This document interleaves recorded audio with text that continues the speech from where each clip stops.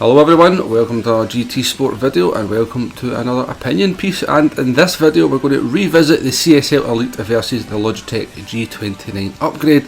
We'll see if my opinion has changed or has remained the same, and we'll answer the big question. So back in August, middle of August this year, I upgraded from the humble Logitech G29, which is on the screen here, the entry wheel for the PS4.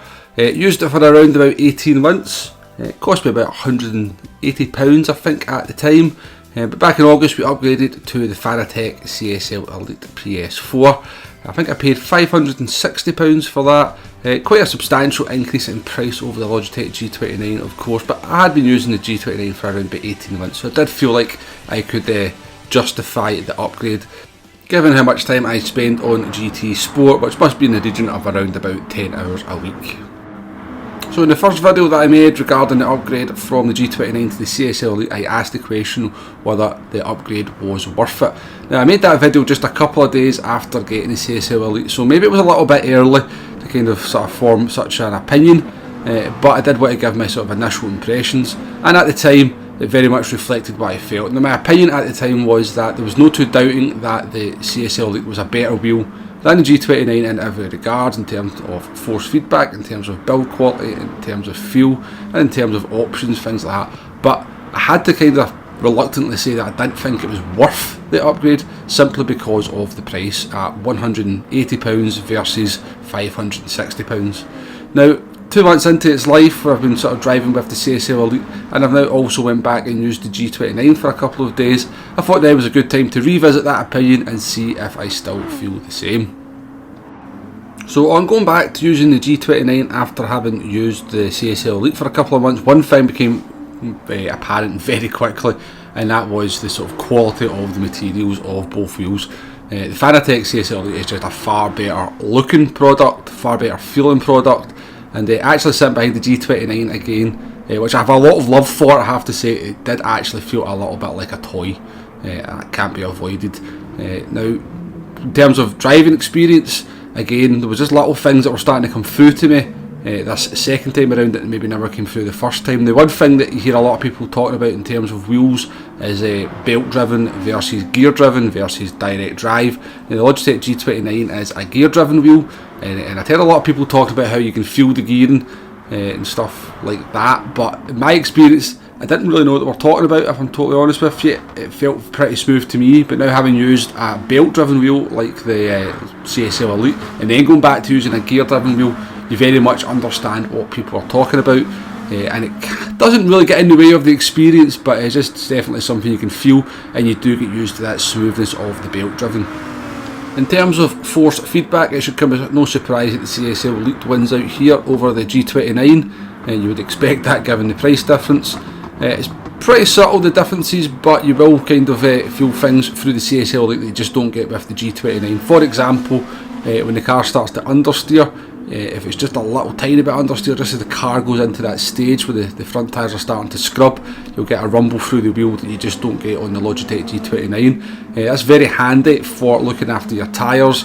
It's very communicative, you get it straight away, and I think it's probably the biggest improvement in the force feedback over the G29. In terms of the driving experience, one thing I do think that I've gained from the CSL Elite over the G29 is some precision. I just feel like you can sort of place the car that a little bit more accurately as you go into the corners and exit, so it just allows you to use just a little bit more track than you would maybe be comfortable doing with the G29, and maybe just kind of flirting too close with the edge of the track. I think with the CSL Elite, you've got much more confidence in those situations, and in certain corners, like maybe Eau Rouge, you certainly don't feel you're going to be kind of flirting with those track limits at the top of it too much.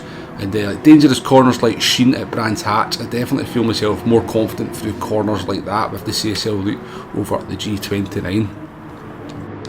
So we've covered a few subjects there in regards to the upgrade from the CSL Elite, from the G29 to the CSL Elite. We've looked at the build quality and the sort of quality of the materials.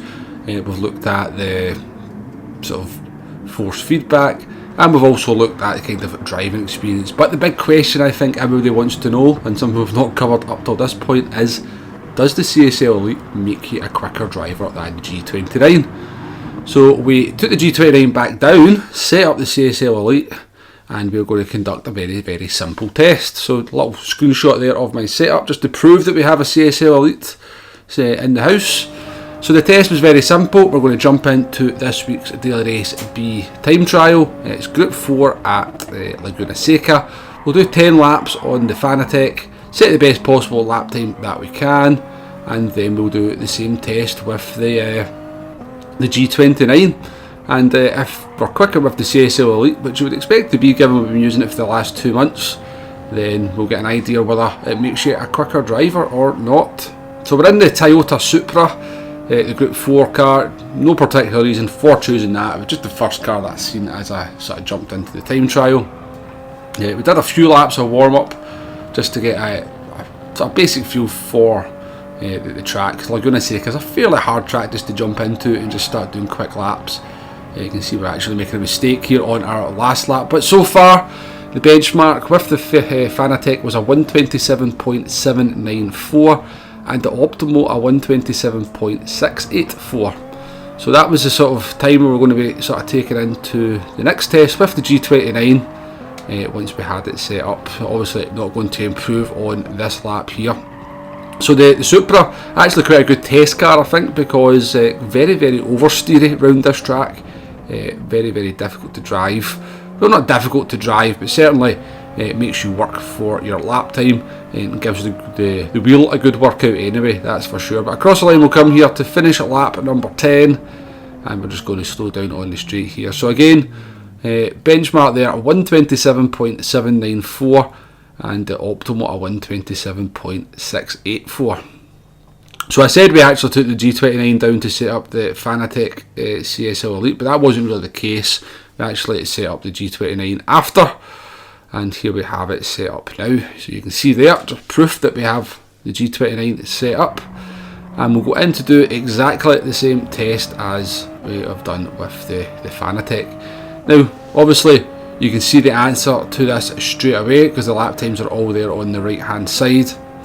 So I actually did plan on doing 15 laps with the G29 and actually kind of get myself used to it again. But to be honest with you, I do apologise if you hear my cat sneezing there in the video.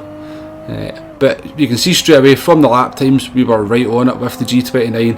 In fact, setting very similar lap times to the Fanatec. Fastest lap coming in at a 127.831, so within half a tenth of the best lap we did with the CSL.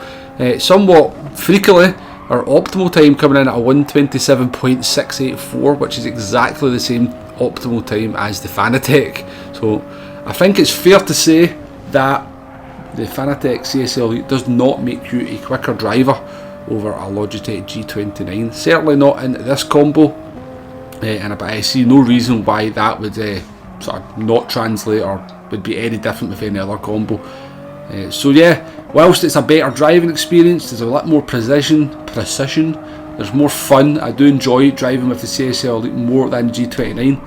It doesn't make you quicker. As for whether the upgrade is worth it, I probably have a bit more positive towards the upgrade being worth it now than I was in the previous video. But I think a lot of it depends on how long you've maybe had your G29 and then how much you play driving games. If you're kind of got your money's worth from the G29 and then you're going to pay out 560 quid and then spend 11-12 hours on racing sims, then yes, I do think the upgrade is worth it at that point, but not for making you faster, as I've just hopefully shown you there. So thank you very much for watching this video. Hopefully there's been some helpful information in there if you are planning on maybe making this upgrade. Do hit that like button, do hit that subscribe button if you haven't already, and until the next video, thank you very much for watching. Goodbye now.